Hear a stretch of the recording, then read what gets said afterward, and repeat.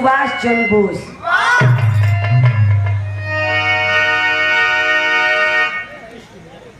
बताया जाता है बाबूजी ईस्ट इंडिया कंपनी की स्थापना हुई।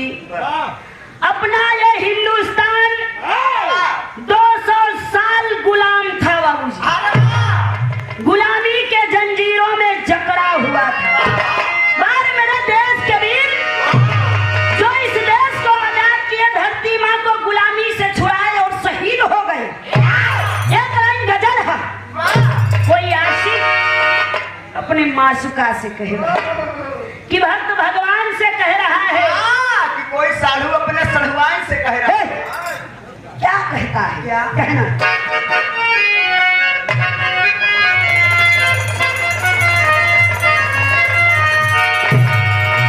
यही कहता है, जरा सोच तुम मुझसे नजरें मिलाना,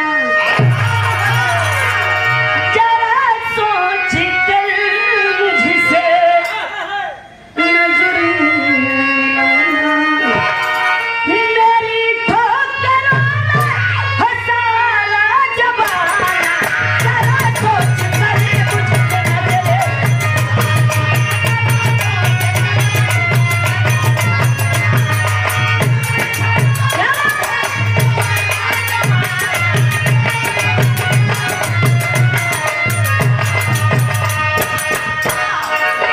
ये तो मेन था, ओरिजिनल था, लेकिन बिरहे में कभी नहीं था।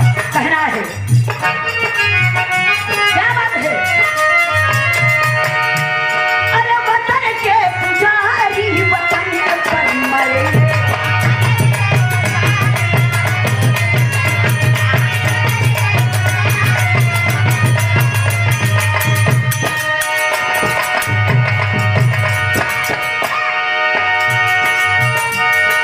वतन के पुजारी वतन पर मरेंगे, ये झंडा तिरंगा गगन में उड़ेगा, वतन के पुजारी।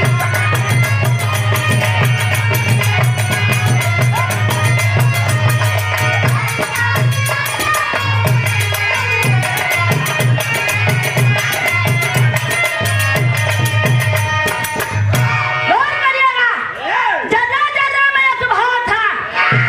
आजादी बिन जीवन का आनंद नहीं है, गुलाम बनकर जीना यह पसंद नहीं है।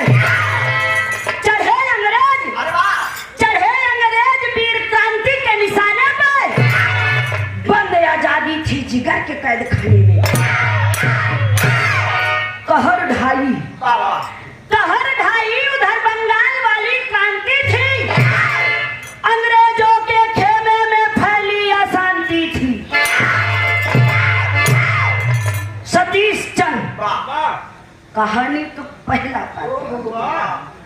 सतीश चंद्र कौन थे? सतीश चंद्र बाबू सुभाष चंद्र बोस के लंगोटिया बचपन के दोस्त। पत्नी का स्वर्गवास हो चुका है, एक 7 साल की बिटिया है, उसको भी पाल रहे हैं सतीश चंद्र बोस, और साथ ही साथ आजाद हिंद फौज के सिपाही भी हैं। एक दिन बाबू सुभाष चंद्र बोस की मुलाकात सतीश चंद्र बोस से हुई तो नेताजी पूछते हैं कि सतीश चंद्र कैसी है तुम्हारी बेटी डॉली? डॉली नाम था उस लड़की का। सतीश चंद्र के आंखों में आंसू आ गया और कहते हैं नेताजी बिना माई को बिटिया कैसे रहे? अब तो हम ही ओकर माई है और हम ही ओकर बाबू है। नेताजी कहते हैं अगले हफ्ते कलकत्ता आऊंगा तो आपसे भी मिलूंगा और बिटिया से भी मिलूंगा। समय इतना गया बाबूजी, सुभाष चंद्र बोस नेताजी सतीश चंद्र बोस के घर गए, खान पीन हुआ, डॉली बिटिया से मिले, बातचीत हुई और तीनों लोग सोए हुए हैं। गौर करिएगा कहानी पे। आधी रात के बेला नेताजी का मन घबरा रहा है, उठकर बैठ गए। जब उठकर बैठते हैं नेताजी तो सतीश चंद्र बोस कहते हैं कि दोस्त क्या हुआ, क्यों घबरा रहे हैं? तब नेताजी कहते हैं कि लगता है कोई अनहोनी होने वाली है। वाह हमें तुरंत स्टेशन ले चलो, मैं यहाँ से जाऊंगा। वाह डॉली भी उठ गई, कहती है ना बाबूजी, सुबह होते ही आप चले जाइएगा। आधी रात के बेला, हाँ अभी समय कहाँ जाएंगे आप? नेताजी नहीं मानते हैं बाबूजी। देखिए डॉली, सतीश चंद्र बोस और नेताजी सुभाष चंद्र बोस तीनों लोग वर्धमान स्टेशन पे आते हैं। वाह तो वहां का नजारा नेताजी देख रहे हैं। पुल के ऊपर अंग्रेजी पुलिस हा, पुल के नीचे अंग्रेजी पुलिस हा, पूरा वर्धमान स्टेशन छावनी में तब्दील है। नेताजी जब ये नजारा देखते हैं तो मन ही मन रो रहे हैं। धरती माँ से कहते हैं कि माँ, लगता है तेरा साथ यहीं तक लिखा। वाह वाह सतीश चंद्र बोस पैसा लेगा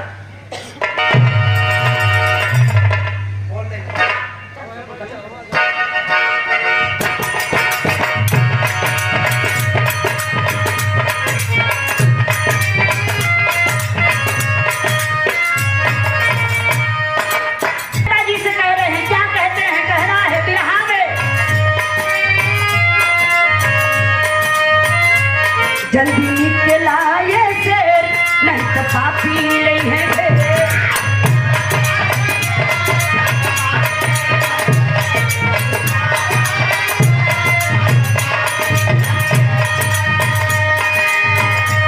तेरे कारा जिन बतिया के मालिक बात जरूरत हिंदुस्तान के।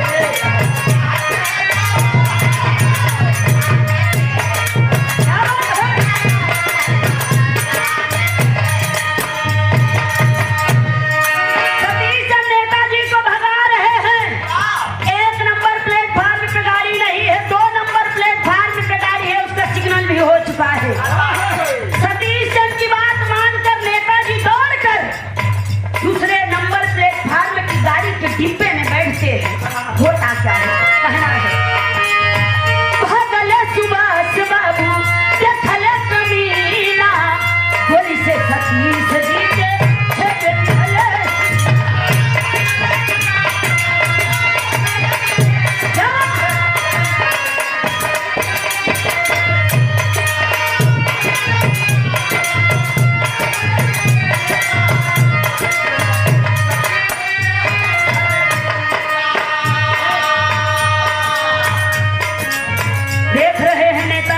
चली जा रही है। एक अंग्रेजी पुलिस जाता है उसी वर्धमान स्टेशन पे।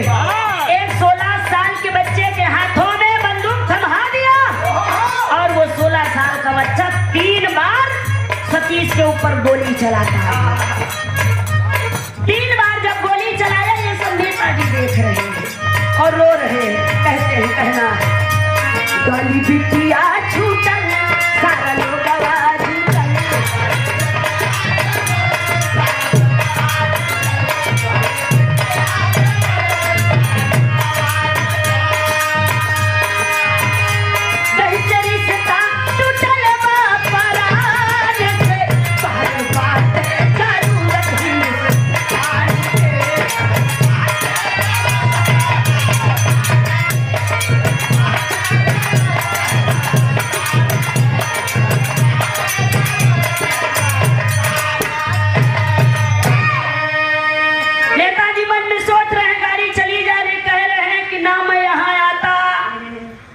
ये छोड़ने आते, ना सतीश को गोली लगती और ना डॉली अनाथ होती। बेगर माइक रही, अब बेगर बात हुई। नेताजी चले गए बाबूजी। इधर समय बीतने लगा। हरिबंधु, क्योंकि वो भी आजाद हिंद फौज के सिपाही थे, हरिबंधु को भेजकर नेताजी डॉली बिटिया को अपने पास बुला लेते हैं। इधर धीरे धीरे क्रांति की आग ठंडी होने लगी। नेताजी के पास लड़का खिलावे के समय ना है। नदिया जिला जो कि बंगाल में पड़ता है, नदिया जिले से एक बंजारन नेताजी के पास अस्त्र शस्त्र पहुंचाती थी, उन्हें बंदूक और बारूद। नेताजी उस बंजारन के पास गए डॉली बिटिया को लेकर और बंजारन से कहते हैं, बिरहा में कहना है,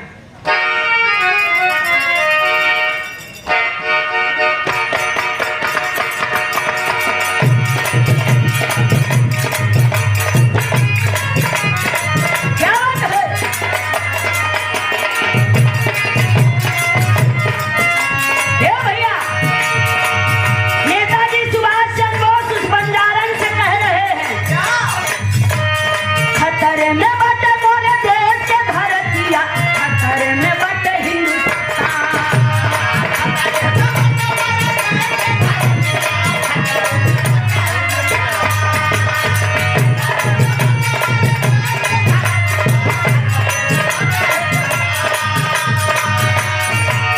खतरे में बटे मोरे देश के धरतिया, खतरे में बटे हिंदुस्तान।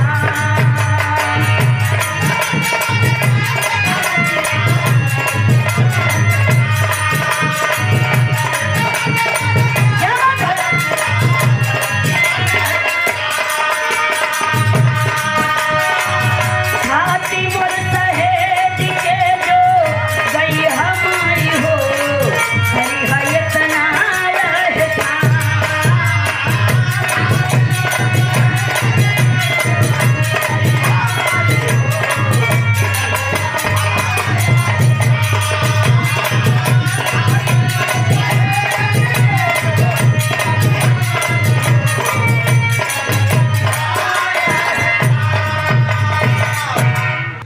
उस बंजारन से कह रही कि माई क्रांति की आग ठंडी हो रही, समय ना हवा ई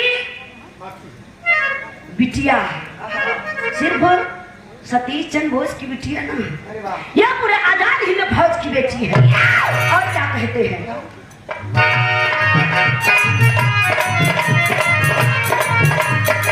क्या बात है? नेताजी डाली बिटिया के नहीं होके परेशानी,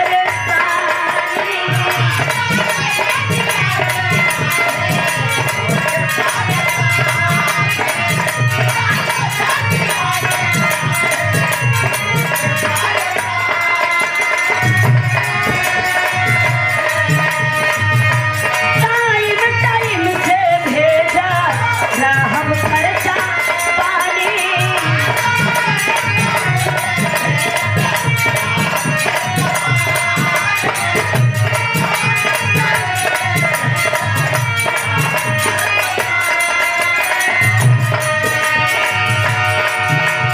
धीरे धीरे बीता 7 साल के समैया, काली बेटी हो गई सयान।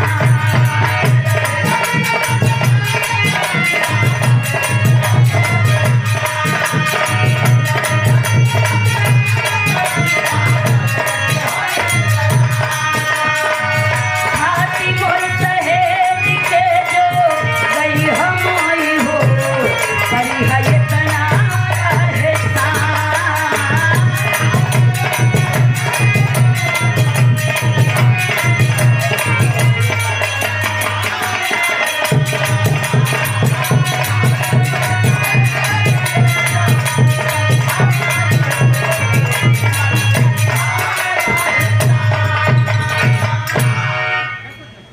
बाबूजी बंजारन के घर छोड़ दिए नेताजी सुभाष चंद्र बोस डॉली बिटिया को।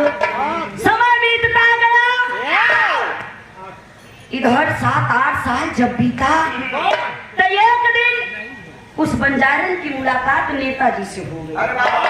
जब बंजारन से मुलाकात नेताजी से हुई तो नेताजी सबसे पहले डॉली बिटिया का हाल चाल पूछ रहे, कहते हैं कैसी है मेरी डॉली बेटी, और तुम कैसी हो माँ। अरे वाह, जब इतनी बात बंजारन सुनती है कि कैसी है मेरी डॉली बेटी, जब नेताजी बोले तो बंजारन मुस्कियाए थे। नेताजी कहा क्यों मुस्किया रही हो, तब वो बंजारन कहती है कि नेताजी आप तो देश को आजाद कराने में लगे हुए हैं, लेकिन बिटिया से आन हुई गई है। मतलब ही कि बिटिया से आन हुई गई, कतो अच्छा से घर वर देख के बिटिया के ब्याह कर दे। जब बंजारा नेताजी से सुभाष चंद्र बोस से इतना बोलती है तो नेताजी देर ना किए बाबूजी, एक सुंदर लड़का देख के शादी मान लिए। शादी की डेट पड़ गई। अब उसी बंजारन के घर जाके नदिया जिले में उसी बंजारन के घर पूरा आजाद हिंद फौज गया। बारात आवे के तैयारी होती है। एक लाइन वीर रस बजा के आया।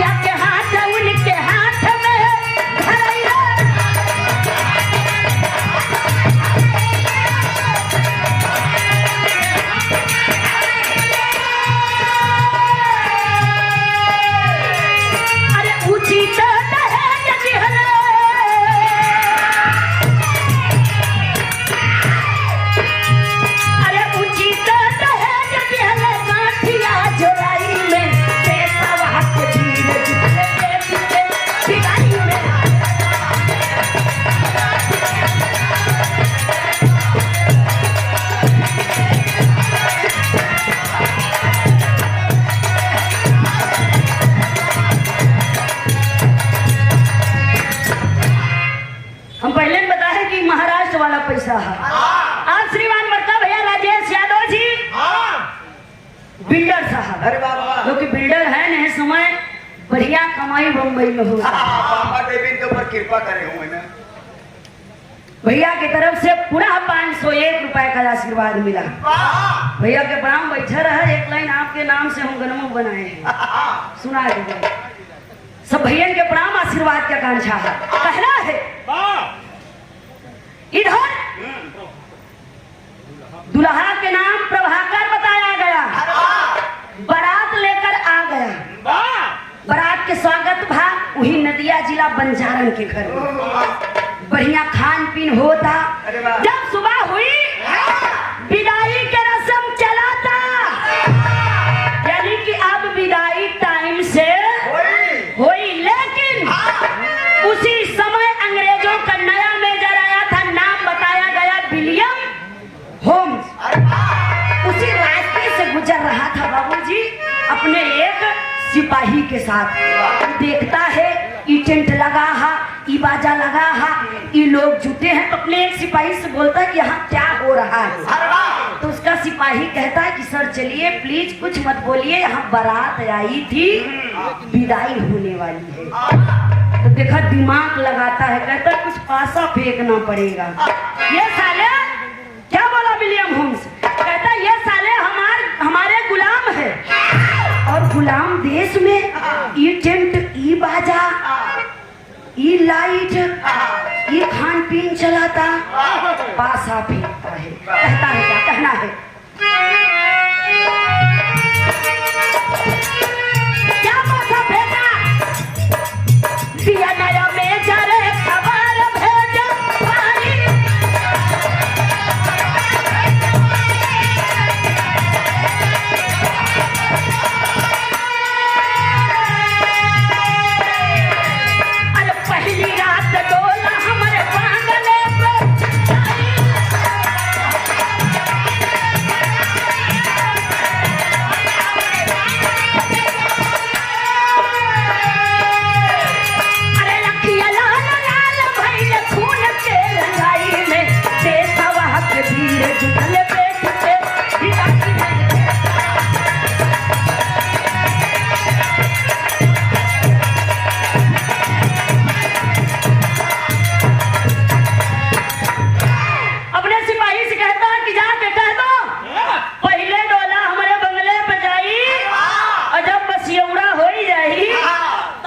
ससुराल जाएगा।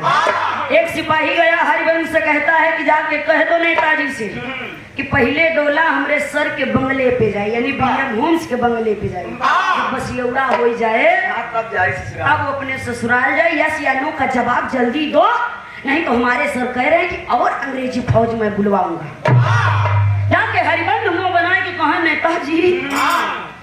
नेताजी कहा क्या हुआ यार, कहाँ डोला मांगा था, हम कैसन, कहा वो डोला मांगा था। नेताजी कहे अगर डोला मांगा था तो का डोला देगा। हरिबंद तब तो चौंकी गए, कहे नेताजी अजोने बिटिया कलेजे से लगाए के पाला है, कोनो चीज के दिक्कत ना होई दे, आज डोला कसाई के हाथ में नहीं देवे।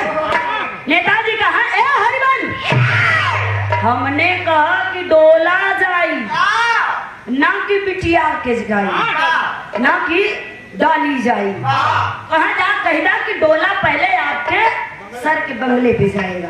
हरिबंधु आए उस सिपाही से कहे कि जाके अपने सर से कह दो कि डोला पहले उनके बंगले पे जाए, फिर जब बसियौड़ा हो ही जाए तब वो अपने ससुराल जाए। इधर नेताजी जब इतनी बात सुनते हैं तो होता क्या,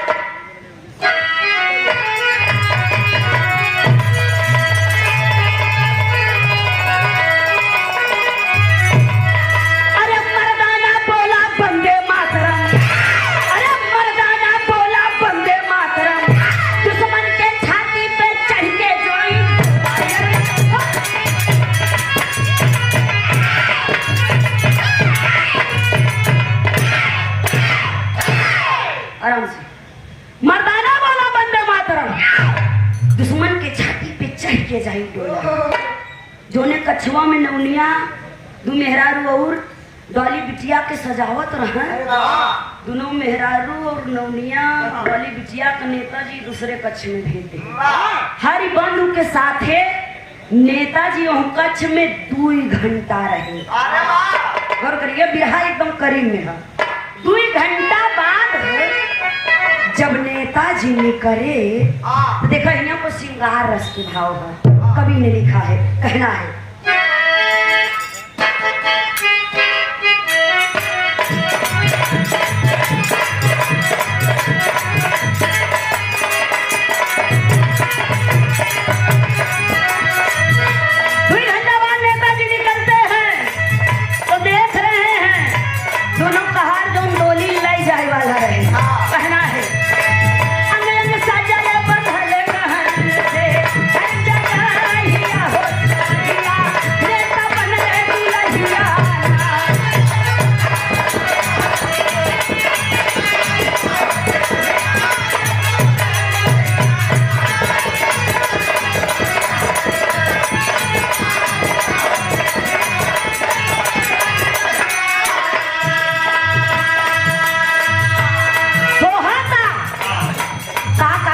नेताजी के ऊपर लाली बाली बिंदिया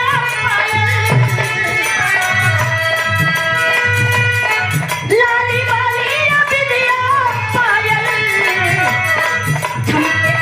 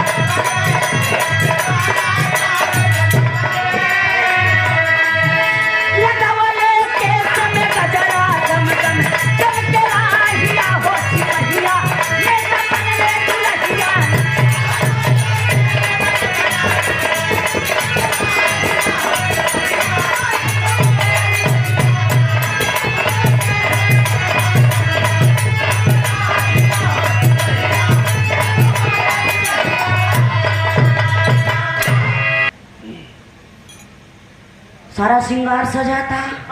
एक लाइन और है, नेताजी सजा निकला है, दोनों कहार आपस में बात करत हैं। ए भाई लागत तक डबल गांजा पिए पड़े। कहाँ मेहरारू तो बहुत देखा, लेकिन सुंदर सावर भई न कहना है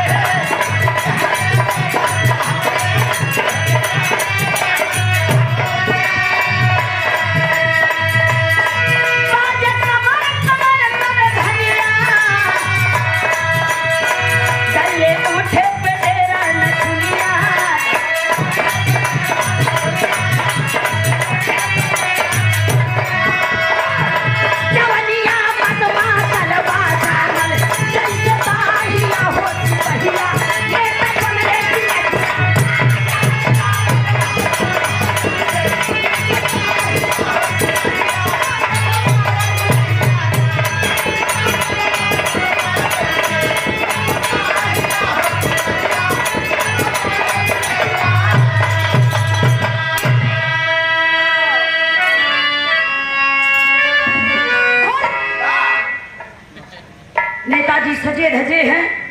इधर विदाई प्रभाकर के साथ है डॉली बिटिया को हो ही गए।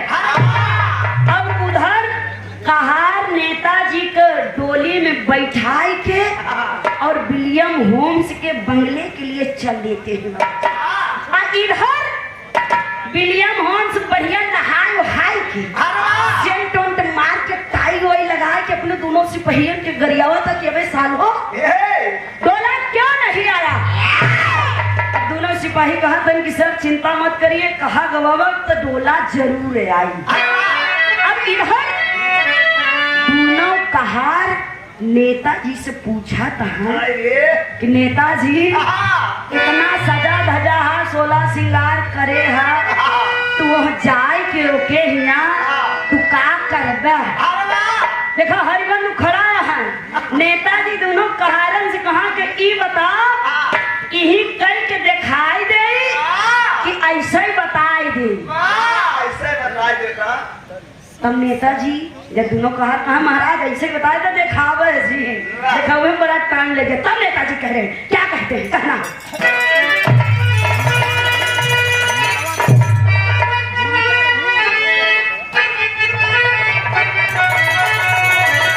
नेताजी कह रहे हैं दोनों कहा जाओ हरिबंधु से तो जाके हम का करब। अरे खूब मनइबे, अरे खूब मनइबे, अरे कसिक जकरी के सुहाग रतिया ओकर छतिया पे चढ़ के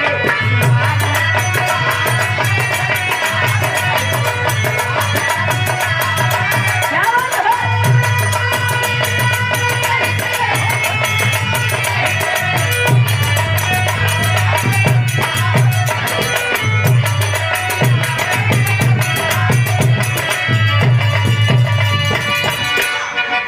इधर दोनों कहा नदिया धीरे धीरे डोला नदी के किनारे आ गया। कहना है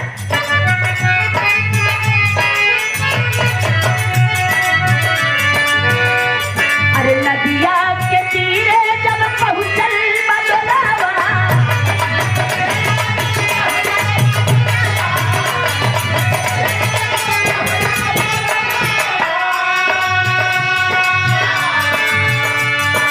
बंगला के जंगला से झांके तो गलावा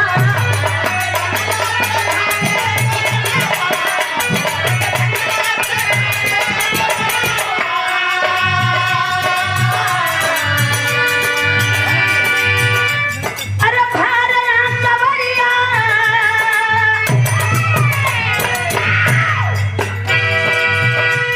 अरे भारना कवरिया कसिका चखर के सुहाग रतिया ओकर छतिया पे चढ़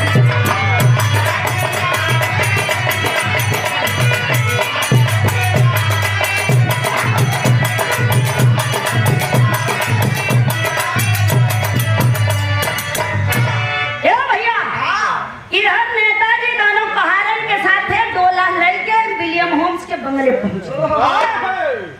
जब नेताजी उतरे डोला से बाहर निकले तो ई कंगन ई लाली ई बाली ई बिंदिया सोहत बढ़िया साड़ी पहने यहाँ छागल पहने यहाँ जय पाँव धरत है बोला था छन छन दोनों सिपाही कहाँ कसरे ये भाई तो भाई 4 फीट 5 फीट के हम मेहरारू देखा डबल इंजन चलाई देख दे। देख आई 6 फीटा ई मेहरारू बड़ी नीक है। एक कहा जाए गया यार संधवई से सारू गरिया हुआ था आज बड़वाड़ यार पता चली यार जब नेताजी के देखे खिड़की से झांका था कि डोला तैयार के जब नेताजी के देखे तो कहा अब काम बन एक पैक और मार ले। अब नेताजी सीढ़िया चढ़त चढ़त जाते हैं तो 3 पैक मार ले। जब 3 पैक मारे जो ही नेताजी दरवाजा खोले तो विलियम होम्स जब देखे तो कहा तारी मेरी जान सही बात है यह विलियम होम्स बोला लो मेरी जान तुम कहाँ थी। कब से इंतजार कर रहे हैं। तुम्हारा कब से इंतजार कर रहा हूँ। देखिए यहाँ पे बिरहा अब मोड़ लेता यह नेताजी की ओर जब विलियम होम्स लपकता है तो नेताजी पकड़ के कुहनी अब घुमा दिए या मार दिए जाके टेबल उबल में लड़ा दिवाली में गिरा भाग से। जब आवाज बहरे आए तो देखा दोनों सिपाही फिर आपस में बात करता है कहाँ कैसे यार कैसा ने आवाज आवत है कहाँ जाए दिया दूसर का कहा तो जाए दिया साथ संझोई से गरिया हुआ था। हाँ। बड़ बड़वारन के बात है लागत है दौड़ाए दवाई सुहाग रात बनावे सही कहा था। दूसर का कहा तो जाए दिया बड़ बड़वारन के बात है जनाब दौड़ाए दौड़ाए सुहाग रात मनावा। हर देखिए नेताजी उसकी कमर तोड़ रहे हैं, विलियम होम्स के मौका पाए हैं। और इधर मेन वाली रात आती है प्रभाकर और डॉली की। तो जब प्रभाकर घूंघटा उठाता है डॉली को तो डॉली से बात कर रहा है।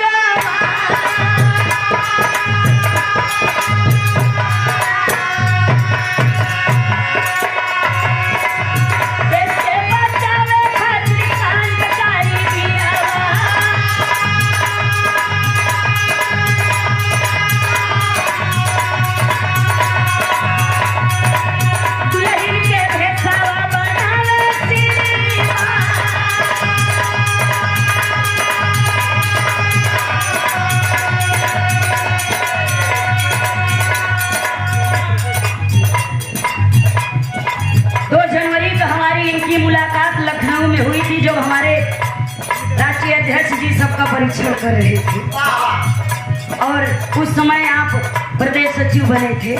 आप बिहार लोकगीत के बड़े सुंदर कलाकार हैं। आप श्रीमान बड़का भैया घनश्याम यादव जी जो कि प्रदेश सचिव सांस्कृतिक प्रकोष्ठ समाजवादी पार्टी जौनपुर के बड़ा सुंदर ये 200 रुपए का आशीर्वाद मिला और ये पुष्पों का हार मिला। भैया के प्रणाम, सब भैया के प्रणाम, आशीर्वाद की आकांक्षा आशीर्वाद दे बच्चे अपने गला निकालने भैया के प्रणाम कहना है। ये हमारे डोली प्रभाकर के भावना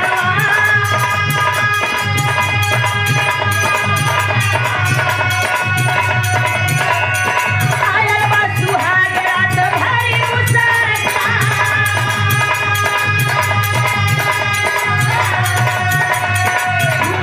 उठा के कहे सुनर सजनिया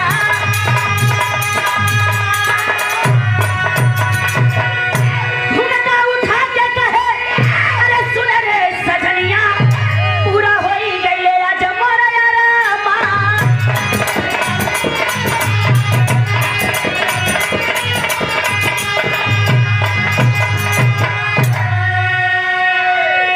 बस 5 मिनट बचा है। इधर विलियम होम्स से नेताजी लड़ रहे हैं और इधर डॉली को घूंघट उठाकर जब डॉली को देखता है तो प्रभाकर कहता है कि ओ ये चांद सा चेहरा हमारे लिए बहुत लकी है। जानती हो डॉली ये ऐशो आराम ये बंगला ये गाड़ी मैंने कैसे कमाया है। मैं ब्रिटिश गवर्नमेंट का काम करता हूँ। यानी अब डॉली सुना था और कहता है कि आज मैं बहुत खुश हूँ। डॉली बोली कि क्यों आप इतने क्यों खुश हैं?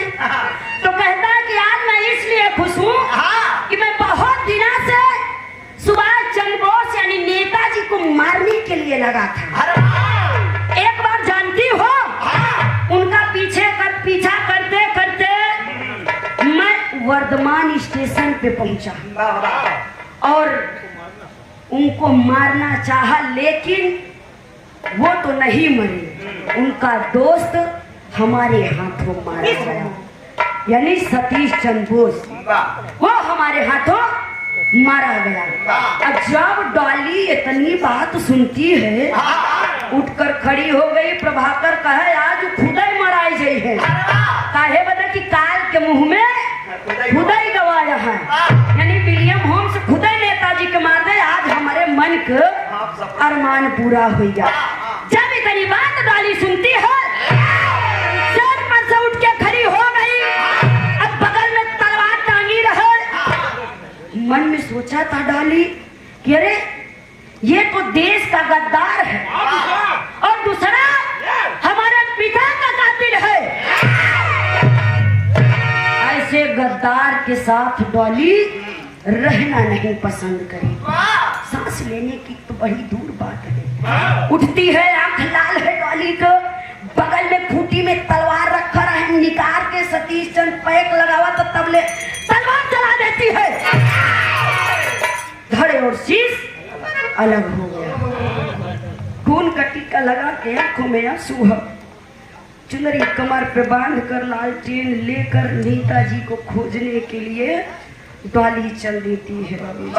आई घर नेताजी विलियम होम्स को मारकर नदी में कूद जाते हैं। जब नदी में कूदते हैं तो बहते बहते किनारे लगते हैं और डॉली बिटिया खोजते खोजते देखिए संजोग कि उसी किनारे पे पहुंचती है। दूर से देख रहे हैं नेताजी की एक दिया हमारी ओर चला आ रहा है। तो नेताजी तो भाई सोच रहे हैं कि हो सकता है कोई अंग्रेजी पुलिस हो। नेताजी जोर से कहते हैं कि कौन। जब नेताजी की आवाज डॉली सुनती है तो दौड़ के आती है और लालटेन सामने रखती है और कहती है बाबूजी आप। जब नेताजी डॉली बिटिया को देखते हैं, खून का टीका हा, आंखों में आंसू हा, कमर पे चुनरी हा, तलवार कहाँ बेटी ये क्या। तब डॉली बिटिया रो रही है, कह रही है कि बाबूजी आपने पिता का धर्म निभाया बहुत अच्छे से, लेकिन आप धोखा खा गए बाबूजी। जो ने लड़का के साथ हमारी शादी करा बाबूजी, वो इस देश का गद्दार था। और जानते हैं बाबूजी, जौन वर्धमान स्टेशन पे पिताजी के ऊपर 3 बार गोली चली थी, जो लड़का 3 बार गोली चलाया था वो कोई नहीं था, वो प्रभाकर था जिसके साथ आपने हमारी शादी की। नेताजी रो रहे हैं, खड़े हैं, डॉली भी रो रही है। देखिए किस्मत। एक बात डॉली नेताजी से कहती है कि बाबूजी आपको इस देश की जरूरत है, इस धरती माँ की जरूरत है। जितना हक इस देश को आजाद कराने में लड़कों का है, उतना ही हक इस देश को आजाद कराने में बेटियों का भी है। आखिरी और अंतिम भाव में रो रही है डॉली और नेताजी से कहती है, क्या कहती है कहना।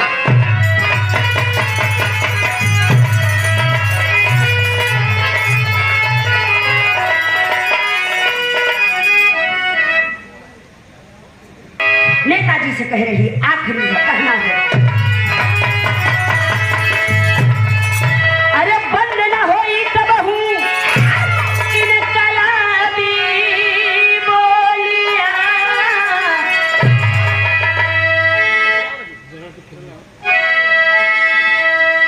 बंद न होई कबहू इनकलाबी बोलिया, बन के खेलली रण जोगिनिया लहू के।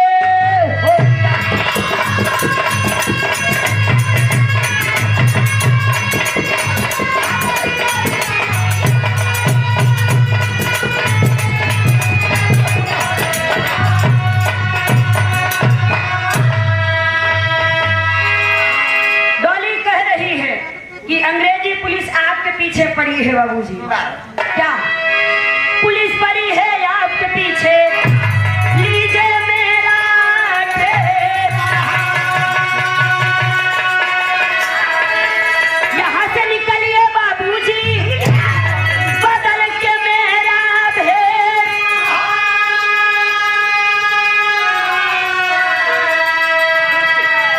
देश के तबई बची है पनिया, लहू के होलिया। डॉली नेताजी से कह रही कि बाबूजी अंग्रेजी पुलिस आपको पागल कुत्ते की तरह खोज रही है, कहाँ पा जाए कि गोली मार दी। अब आप हमारी बात मानिए तो हमारा ड्रेस आप ले लीजिए, आप अपना ड्रेस हमको दे दीजिए और बदल के तुरंत तुरंत यहाँ से निकल जाइए। नेताजी कहते हैं मैं तुम्हारे साथ ऐसा नहीं करूंगा डॉली, है तो सतीश चंद्र की लड़की। कहती है नहीं बाबूजी, आज तो हमारी बात मानना पड़ेगा। तब नेताजी अपना कपड़ा दिए। डॉली नेताजी का कपड़ा लेकर सुभाष चंद्र बोस का झाड़ी के पीछे गई। नेताजी का कपड़ा पहनती है, अपना कपड़ा चुनरी नेताजी को दे देती है। धन धन भारत की धरती, धन धन जन्म को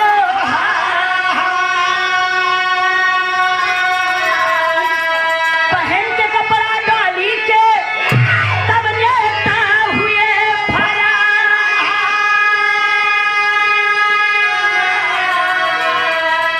गरजल अंग्रेजी संगिनिया लहू के होलिया।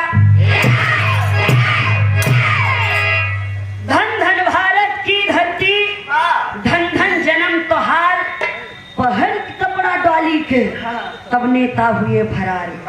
गरजल अंग्रेजी संगिनिया, अरे वाह, संगिनिया के लहू के होलिया।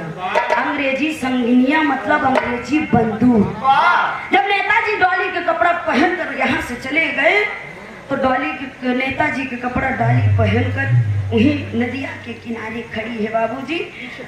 पीछे से अंग्रेजी पुलिस आते हैं और सोचते हैं कि ये सुभाष चंद्र बोस है। अरे वाह, इतनी गोली उस डॉली के शरीर में चलाए, इसका वर्णन न मैं कर सकती हूँ, न हमारे प्यारे लाल गुरुजी कर सकते वाह, और न विजयी गुरुजी कर सकते। लेकिन हाँ, देश के लिए वो बेटी शहीद हो गई बाबूजी। उफ तक ना की, से आंसू नहीं गिरा। बाहर मेरे देश की लड़कियां, ऐसे देश नौजवान वीरों को और ऐसे देश की लड़कियों को मैं सलाम करती हूँ। अरे वाह, ये तो बिरहा रहा है, एक लाइन प्रधान जी, बस एक लाइन, सही है। चलो।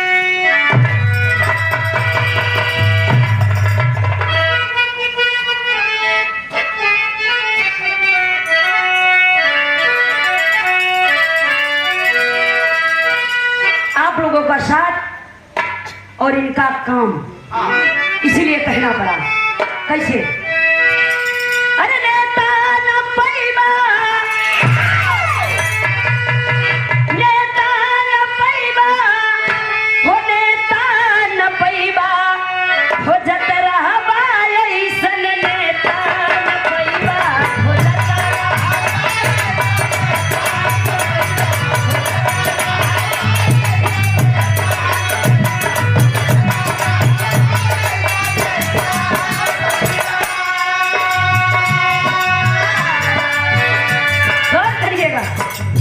राजेश बिल्डर ही गौआ के साथ हो,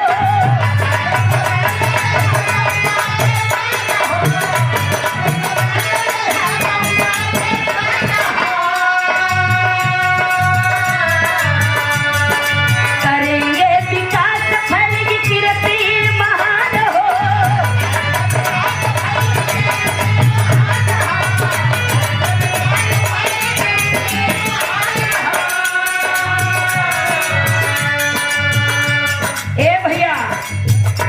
जब आप लोगों का साथ रहेगा तो ये जीतेंगे। तो ये हमारी लाइन आखिरी है और बड़ा सम्मान मिला। आप प्रधान जी श्रीमान चिंतामणि प्रधान जी के आप छोटे अनुज हैं, जो कि इनकी हमारी मुलाकात हफ्ता में एक बार जरूर फोन से होती थी। अभी कल ही बम्बई से आए हैं, जब गाड़ी बैठा रहे तब वो फोन करे रहे। गाड़ी हमारे प्रयागराज में उतरे थे ट्रेन से, तब भी फोन किए थे हमसे, भैया अगर 2 तारीख को उतरा होता तो हम अपने गड़िया चली आए चली, चाहे आपके घरवा से गड़िया मंगाए पर। बड़ा सम्मान किए। एक बार जोरदार तालियों से स्वागत करिए। ऐसे महान भाव और ऐसे महान लोग कभी कभी मिलते हैं।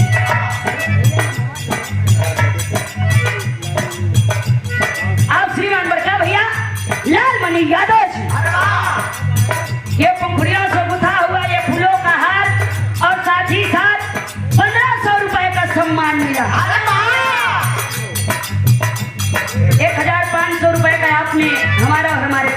सम्मान किया। बड़ा आपके दरवाजे पे आए हम कलाकार, इसमें सम्मान मिला। आपके हम लोग आभारी हैं। आशीर्वाद दें, प्रधान जी भी आशीर्वाद दें, हम बच्चे अपनी कला में कामयाब हों। जैसे याद आई गौआ के साथ हो,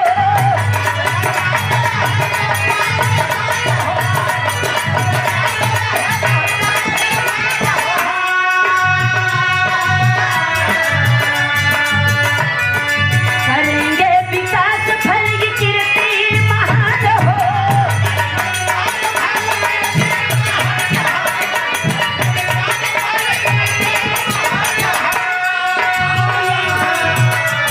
ये लाइन ध्यान से सुनिएगा, अगर आप लोगों का साथ रहेगा या जीतेंगे तब। अरे नेता क्या बदले,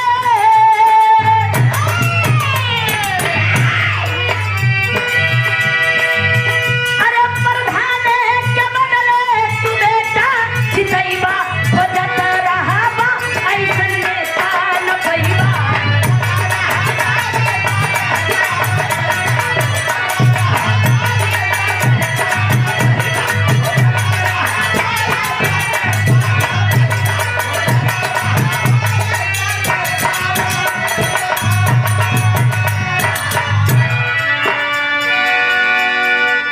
बहुत बहुत धन्यवाद। अब आप लोग इधर से आनंद लीजिए।